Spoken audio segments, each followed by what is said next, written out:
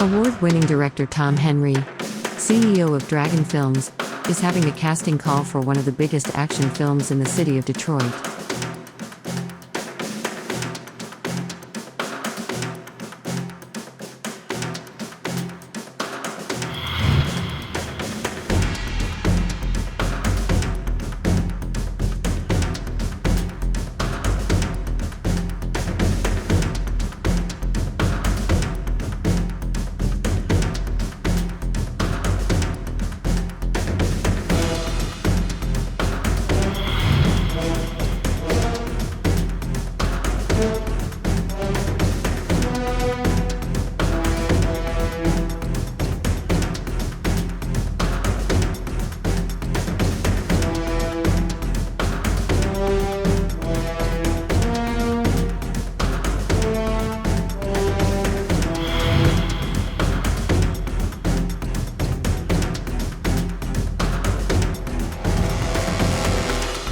Casting for Tom Henry's next action film, Deadly Retribution, will be Saturday, October 16th.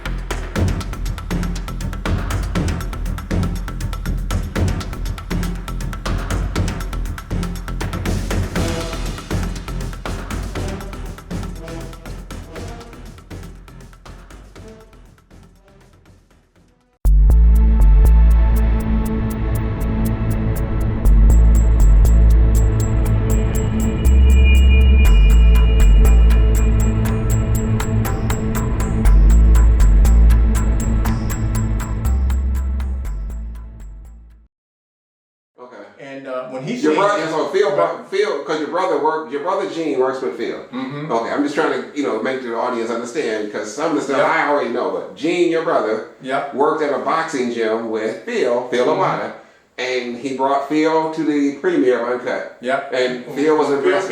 When Phil came down and seen all those people, he was in shock. It shocked him as well.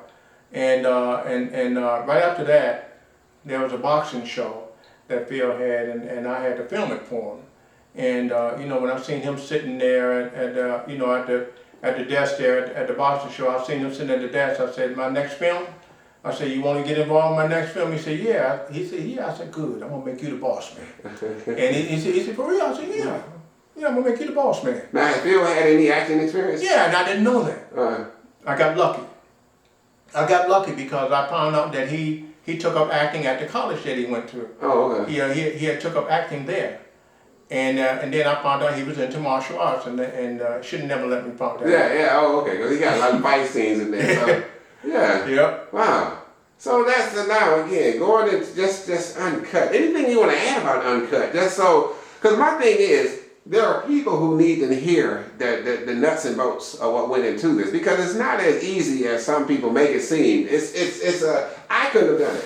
Mm-hmm. I would have. The fact I'm planning my whole day around the shoot and the actor don't show up, and now I got to reschedule, and I got to hope that the other people took off from work and take off next week.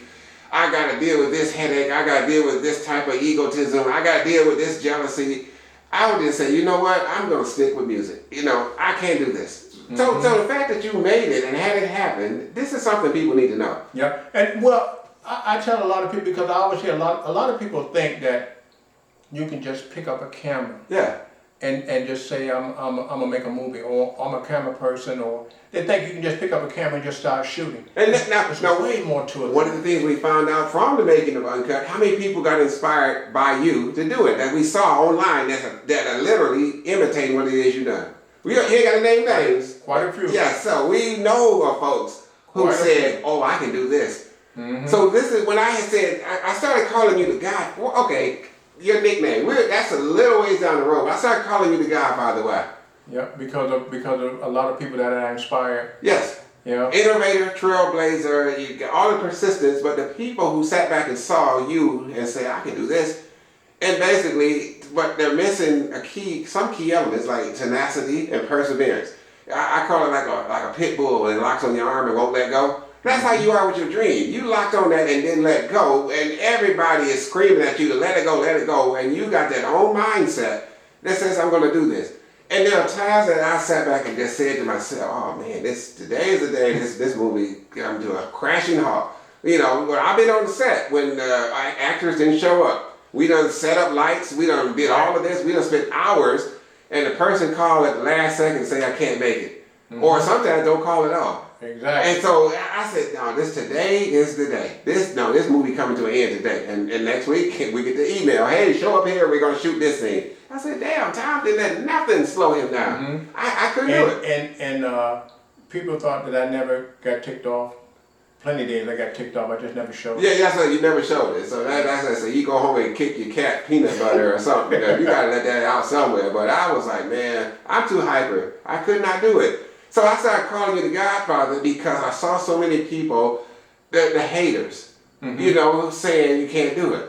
And I know this goes way back even before the movie when you were doing a TV show, and when this young man was one of the contestants, or wanted to be a contestant, and what did his father say? His father said that I was fake. That you know, it wasn't real. I was fake. For a little background, it was a TV show we were shooting. It was something like what American Idol was. You go up, or Showtime at the Apollo. Every week, people get on there to compete, you know, and go against the last week's winner or whatever. Right. End of the show, one main winner is crowned, and you had offered, I think it was some clothing from Clark, that city. $700 worth of clothing. It was money, and then I was going to give them studio time. And you had a guy to say what to his son who wanted to be part of the show. I forgot the words, but I know it was something about it was fake, it wasn't real. I can't remember the exact scammer. word. You leaving that word out. He says a scam. And when you got on the camera that last night, that's why I always remember it, because you said it. That's almost impromptu. I want to say because you couldn't remember the guy's name. Yeah. I want to thank whoever had said this is going to be a scam. Let me show you now. Hey, you gave the guy who won the money, and he got clothes, and he came down to our studio. So those are the people that I'm saying that, you know, you showed them with the completion of the movie, and you wasn't doing a scam. I mean, again, you have given money out your own pocket, and you took a loss to people, and they don't even know it. You putting up money for the food. You helping this, you helping that. You know, just to be able to say, I can't do much, but here's something. So I knew from personally dealing with you, you wasn't a scammer. So I got pissed off. That's why all these years later I remembered that somebody dared to say that two times. But it was times that I had said that, no, this is it. So I started calling you the Godfather because you have set a path that people will follow. Because I have seen, as you said earlier, people with degrees behind their name that could not do the stuff you're doing. And I said, just a key point in that. How many filmmakers in Detroit have done 3 movies? That you know of? I don't know any. That put 3 movies in the screen and all of that. And if somebody can show me others that have done what you did, I will gladly take that title from you and give it to them. But I've seen people with master's degrees in filmmaking, and all they got are trailers. This is a very fancy trailer. Yes. Oh, this is a great trailer. What's the movie about? Very good point. Yes. So that's where it came from. Tenacity, perseverance, artistic vision, creativity. And then, so to leap ahead, I'm going to just say, talk about the Hall of Fame Awards, because we honored the people in Uncut, Act of Vengeance, and Fatal Brew. But talk about that for briefly, because I know I'm going to go deeper into Act of Vengeance. But jump to the Hall of Fame Awards. What was that about, and what was that like? I wanted to give people awards because I appreciated what they did for me, especially with them coming out and working for me for nothing. Yes. And I really appreciated that, and I wanted to show my appreciation to them. Yes. And I had never thought that it was something like that had never been done before. It has never been done. Yeah. Again, a Hall of Fame is basically done at the end of a career. You done sat back and racked all these stats up. You done retired from football or basketball or hockey or whatever, and now they're honoring you by making you a permanent part of an exhibition. Rarely, never has it been done. Not rarely, never. Hasn't been done. When you're saying the people who are in my movies, all the cast, all the crew, we got to honor them now. Give them their roses while they're alive to smell them. And that became something that people were just so shocked about. You know, I'm a new actor, I'm getting the Hall of Fame award. So yeah, go deeper into it like that. Yeah. But that was the whole key, to show them that I really appreciated what they did for me, you know, coming out, you know, being there for me. And so I wanted to be there for them, to show them that I really appreciated what they did. You know, so that's pretty much what the what the Hall of Fame award show was about. And we reached back way to the beginning, which is Uncut. So that's why I say I'm talking about it now, because so many of the actors in Uncut were honored. Yeah. To be able to say, wow, you know, I'm a new actor, and how many of those actors went on to do other things? Oh, quite a few of them. Okay. Yeah. We had some that had done commercials, and professional movies that went out and did that. They got professional modeling roles. They got a lot of stuff. Yeah. Yeah. And their basis of starting was Dragon Films. So that is something, again, that is where you know, like an innovator. And again, this is where the idea, where we surprised you with the Innovator Award at the Crystal Flame. Talk about that. Oh man, you guys, you got me good with that one. I wasn't expecting that, but that one caught me off guard. When I seen that and found out about it, you fooled me good too. Yeah. So I said, oh man, they got me good with that one, but I really appreciated that. Yeah, and again, it's something that to a most deserving person, simply because, again, seeing it up close and personal. I wasn't nowhere nearly as involved with Uncut as I was in the other two. And it was just knowing the stories that you had done, the stuff you had taught yourself, the headaches that you sat back and had to, go through. To me, the fact we are now working toward number 4. It is time, not just honor them, honor the Godfather. And so that's what the idea for the Innovator Award. Every year somebody else will get it that shows the same qualities that you do. Perseverance, talent, creative vision, artistic integrity, on and on and on. And the ability to press on, even though everything is going against you. Everything. Yeah. There was, oh my goodness. We started talking about Act of Vengeance. Man. Anyway. Because I know of some of the stuff that went on with that. So now we're going into Act of Vengeance. You started writing that how soon after Uncut? I would say about a good 2 weeks later. About 2 weeks later I started on Act of Vengeance. Okay.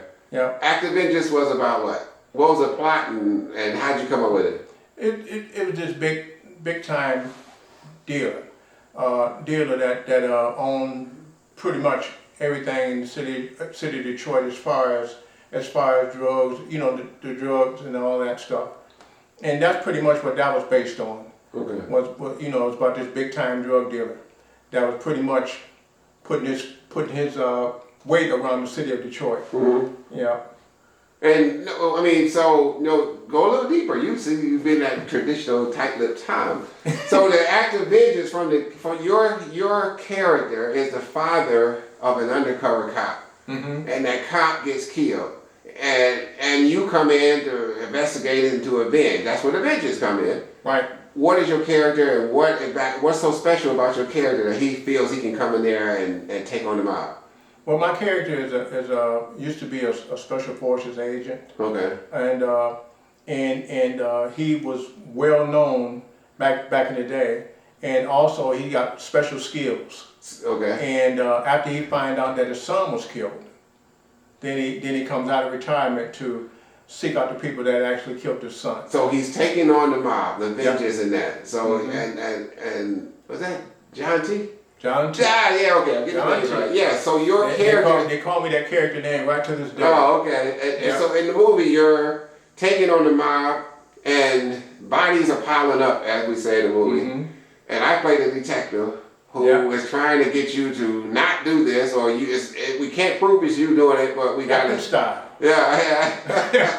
So that was that was a bigger role for when I had it there. I was sweating up a storm in that movie. Oh, I know you was. Yeah. And I was loving it. I was thinking, oh my God, why did he put me in there? And I never thought about, I always wanted to be behind the scenes, but again, I never would have even did that if you not convinced me. And that's what I mean, Tom, you showed a vision, and you said it earlier, someone buying into your vision. And I'm seeing what you're saying. I said, yeah, I think I can do this. And like I said, I always joke that now Denzel is going to be sending death threats, that type of stuff. First Step Rehab, the #1 choice for your rehabilitation needs. We have state-of-the-art equipment for injuries due to auto accidents, spinal care, sports injuries, workman comp. First Step Rehab's physical therapy program is tailored for each patient and includes strengthening and pain relief, patient education, and a carefully monitored exercise program. First Step Rehab, the best choice for your rehabilitation needs. Located at 7455 Greenfield, 406-9597.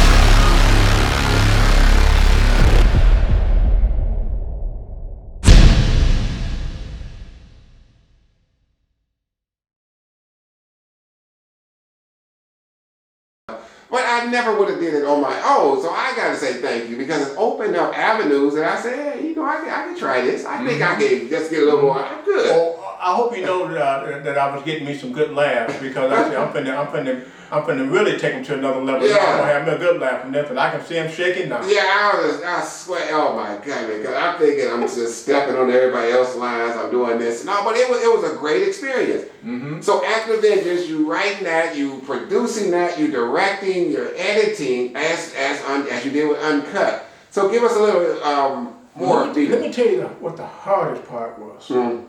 Was setting the camera angles for my fight scene. Oh yeah. Because you got a bigger role in this one. Yeah. Setting up the camera angles for my fight scene because on the days that my main camera person couldn't make it, then I had to depend on somebody else to shoot the camera. So I had to show that person what kind of shots I needed and make sure that they were getting the shots that I needed. So it wasn't easy. Yeah. And then sometimes you would have camera people shooting in different formats than what your main camera shooting. Oh my goodness, yeah, and my main camera person was actually shooting in another format that he know better. We were shooting in the wide, the wide aspect ratio. It's called the technical 16:9. Yeah, and he had his camera set in the 4:3 ratio, which is TV ratio, and you're supposed to be in the 16:9 ratio. Well. When we got ready to premiere. Yeah, I was about to ask you. Yeah. Yes. Then once he turned his footage in to me, then once I put it on my edit line, then it lets me know that it's not in the right aspect ratio that it's supposed to be in. Well, we didn't find that out until the day of the premiere. Actually, I found it out before then. What I was trying to do was get everything to the 16:9 ratio like it's supposed to be and get it done in time for the premiere. But I wasn't able to get everything finished. And I had to come down and let everybody know that we had to postpone that day. And man, it was a big crowd there. It was a huge crowd. Yes. And all of the haters, I don't have to mention no names. Yeah.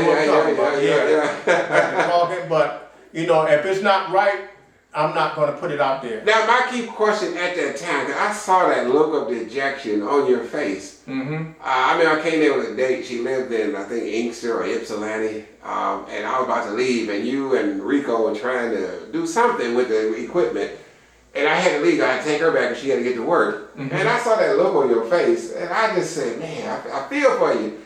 I just wonder, how did you get up the next day and say, we're going to do this, or what made you get up again to say it can be done and not just simply throw in the towel? Because the haters were talking, and what they didn't understand is I wasn't going to put it out there unless I know that it's right. Because if I had to put that out there, it would have been doing this, flashing from 16:9 back to 4:3. It would have been doing that, and there was no way I was going to let that happen. Yeah. So it took me another week to get it back right. And then I lost money at the theater. Yes. By the way, because they couldn't have them to give the money back because it wasn't their fault. Right. So I didn't mind putting the money up again for the theater because it was my fault that I didn't get it done in time. I was trying to get it done in time and I wasn't able to get it done in time. But I told Charles, I said, anytime you don't have, I told him, I said, anytime you're not sure that you got the right aspect ratio, let me know.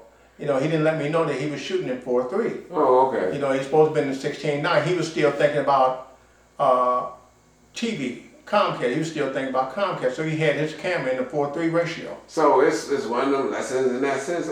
Some of the other elements of Active Avengers. I know we're going quicker than we did with Uncut, but again, by this time, you are more skilled as a filmmaker. You have more experience. You know some of the things not to do. basically, what did you learn from Uncut that you say I'm gonna apply to Active Vengeance and say do it a little bit better? As far as the production and as far as the special effects, I took the special effects to another level. Such as how? With Active Vengeance, because the special effects that I did in Uncut, I was just learning them then. Okay. So once I got into Active Vengeance, I had picked up on more knowledge about special effects. Because you were doing green screen by then. Yes. Yeah. Okay.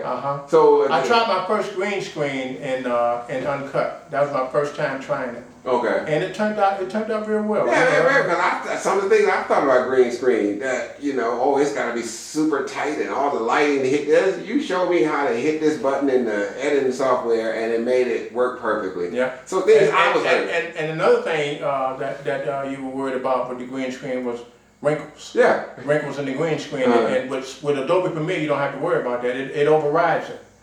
And that's something I found out thanks to you. Introduced me to Adobe Premiere. I found out that Adobe Premiere overrides those wrinkles that beads in the cloth. It overrides that, so you don't have to worry about it. With the casting and making of Active Vengeance, how many actors were in there? Oh, it was over 100. And again, how many had experience as actors or actresses? Wasn't that many. Okay. It was more experienced actors in this one. In Active Vengeance than it was in Uncut. Because I believe at this time you found a modeling or talent agency website and advertised a casting call there. Mm-hmm. So you had people with some experience coming out. Right. And again, how much was the budget? 0. 0. And so again, you sat back and stood in front of all these people and said, "There's no money to be made, and would you be in my movie?" Mm-hmm. How many said, "Oh no, I gotta go"? 0. Okay, so that they brought into the vision even then. What are you selling in the sense that people can see that vision so early?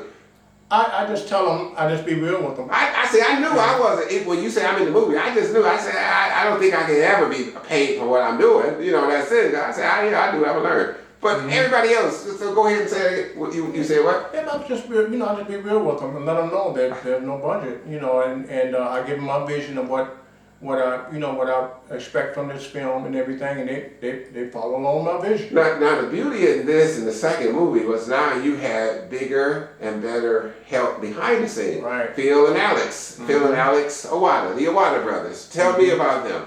Yeah.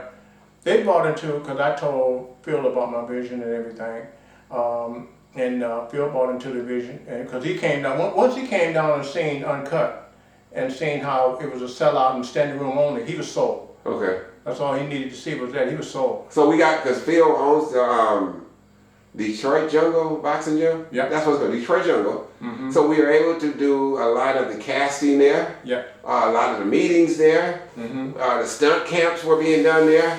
So they helped in that sense, even if they wasn't putting up physical money. Hey, we got the gym, you can come there. Mm-hmm. But they also... Now, the other brother, Alex, he didn't come along until the third film. Okay. It was Phil with the second film. Phil, but again, gotta give credit where credit is due. Yeah. The fact he helped out in that, we used his office, we used the gym extensively, shot a lot of stuff there. They even financially helped in a lot of cases. Yeah. I mean, especially Phil. Mm-hmm. And so that is where, you started, well, in other words, buzz is on Dragon Films, Tom Henry, this guy is up. So people are gravitating toward you. What other type of services did you get that you didn't have from before? As far as like limousines, office space, caterers. People, we were getting some caterers. People would let me use their offices. We had lawyers let me use their office, that I had never used before. So people were steady coming on board, let me use their facilities for what we needed. You ever had when they had this downtown Detroit gym, a basketball rink or something, not basketball arena. You had the use of that, basically come down. Yeah, what was that? It was like midnight basketball or something they used to play there. Big, huge warehouse downtown. It was huge. People say, come on down, you can use it. And just again, I talked with him because he could have charged me a ton of money. Yeah. For that, because he was charging by the hour. He was charging people by the hour to use the facilities there, and he let me use it free of charge. And then the way you talk to folks, I guess that's it. Yep. I gave him my vision, and I also offered him a part. He got a small part in there, and he was sold. So Again, I don't want to just gloss over Act of Vengeance, but just like you mentioned, your first time was the most satisfying time, and that's why I said we spent so much time on that. But just again, walk me through it up to the point of premiere for Act of Vengeance and what was going on in there. Tell me some of the elements of what went down. Well, I wanted to actually show Act of Vengeance at the Imagine Theater, which That's Rollo? Yep, that's Rollo. Yep. I wanted to show it there because it was $1,100 to show it there, and I pretty much wish I had went on it and showed it at the Imagine Theater. But I decided on the Senate Theater because the Senate Theater was so beautiful. Yes. And the inside. Had an old historic Hollywood look. Yes, it had that old Hollywood look to it. It's just that the area, the area wasn't that good as far as Southwest Detroit. Yeah. It was, to me, it was the parking there's no parking. You really got to park on the street or find somewhere. So yeah, that's we always look now, make sure parking number one. Mm-hmm. But the theater look was beautiful. The theater was beautiful. Yeah. Yeah. So the premiere, that's when again the little glitch happened, and you got to call it off for the next time. So we finally finished that, and you're about to start your third movie. How soon afterwards of Act of Vengeance did you start with the third? And before I go any further with that, with Act of Vengeance, you started perfecting your graphic art skills or special effects skills, all of that. So the graphics became noticeably better. Right. And all that. So you are now progressing. You're making a little stair-step of progression into becoming the filmmaker you are now. Mm-hmm. So now, armed with that knowledge, armed with the skill set you've acquired, you said, I want to do a third one. When did you begin the idea of the third one, Fatal Brew? Well, before we begin, how long did it take you to do Act of Vengeance? Close to 3 years as well. Oh, okay. All right. So, Fatal Brew. Well, how'd you get into that one? Yeah. I known about all these energy drinks that were steady popping up. All these brand new energy drinks that were popping up, but I was also hearing the downside from all these energy drinks as well. You know, the downside of them. And that's what gave me the idea to do Fatal Brew. Come up with the idea, about energy drink. Energy drink is making a lot of money, but it's killing people. In the process. Because in the real world, those energy drinks speed up your heart rate. Speed up your heart rate. And it makes it where if you're susceptible to a heart attack, it makes it easier for you to die of a cardiac event. Mm-hmm. So this is one of the big plot points of the movie. And then in the movie, they find this out, but they don't want to let the world know until they can correct it because they're making so much money. Mm-hmm. So this idea, you got the script, you start the production, the casting. Talk about that. How did you get the main people in there, and what made it unique, or what made it similar to what went down? Talk about it. Yeah. What I did, I had a casting call, and I went through an acting agency for some, and then Waters was had a lot of people to come down as well. Okay. To try out for roles, and so I had quite a few people that know about acting in this particular one. So you had more trained actors? Yes. So before you get into that, and how much was the budget? 0. So go ahead. Yep, 0. Okay. And how many people say, there's no budget, I gotta walk? None. It's okay. See, so 3 for 3. All right, well, go ahead. Mm-hmm. So we, once we had the casting, and I let everyone know about the roles that they were going to be playing, and then like I said, I had the stunt camps. I held camps to show, not only to show people about fighting, but also show them about shooting. Shooting guns. Because you went out and bought.